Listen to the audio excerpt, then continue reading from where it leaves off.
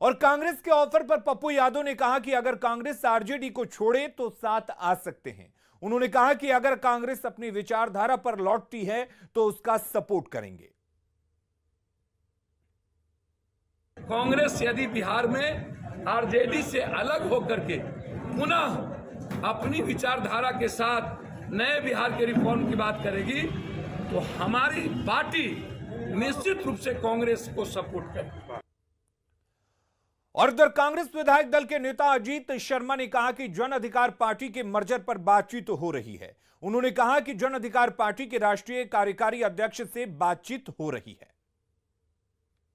गठबंधन से कांग्रेस पार्टी के अलग होने के बाद अब बीच में आए हैं पप्पू यादव। इस वक्त हमारे साथ मौजूद हैं कांग्रेस पार्टी के विधायक दल के नेता अजीत शर्मा।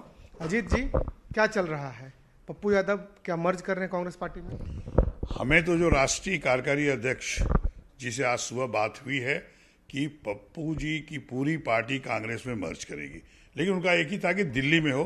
हमने कहा कि दिल्ली आप लोग बात कर चुके हैं, तो बोले कि हम दिल्ली बात हो चुकी है, अब आप लोग को निर्णय लेना है।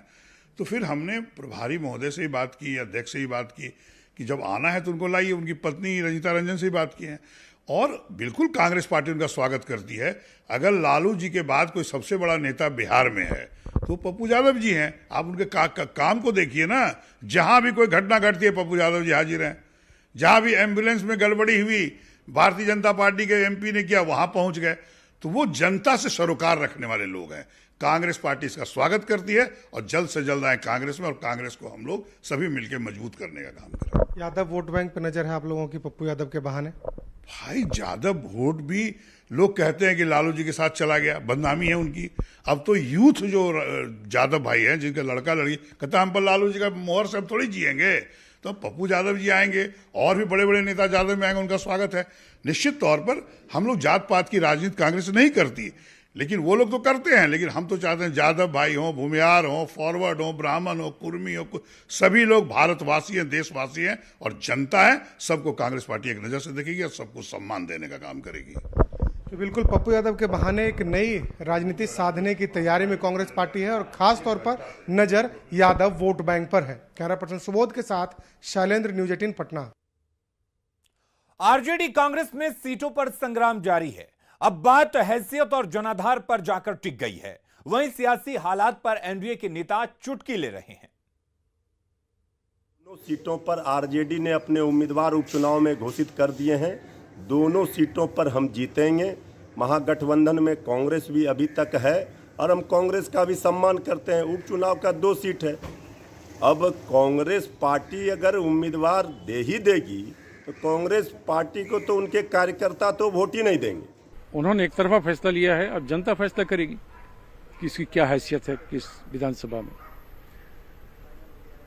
कांग्रेस पार्टी कई नामों पर विचार विमर्श पार्टी के अंदर चल रहा है और हमारे प्रदेश कांग्रेस के अध्यक्ष और विधायक दल के नेता इन चीजों को देख रहे हैं और मेरा मानना है शाम तक हम एक बेहतर उम्मीदवार देंगे, जो मजबूत उम्मीदवार होगा। तारापुर से कौन चुनाव लड़ेगा, कांग्रेस का कौन प्रत्याशी होगा, इसे हम जल्दी ही तय कर लेंगे और जल्दी ही नाम सार्वजनिक कर देंगे।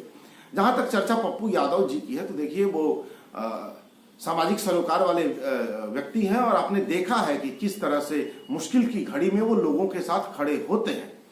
लेकिन अगर उन्हें कांग्रेस से चुनाव लड़ना है तो उन्हें विधिवत कांग्रेस में शामिल होना होगा। अगर वो चाहें तो अपनी पार्टी का विलय भी कांग्रेस में करवाएं।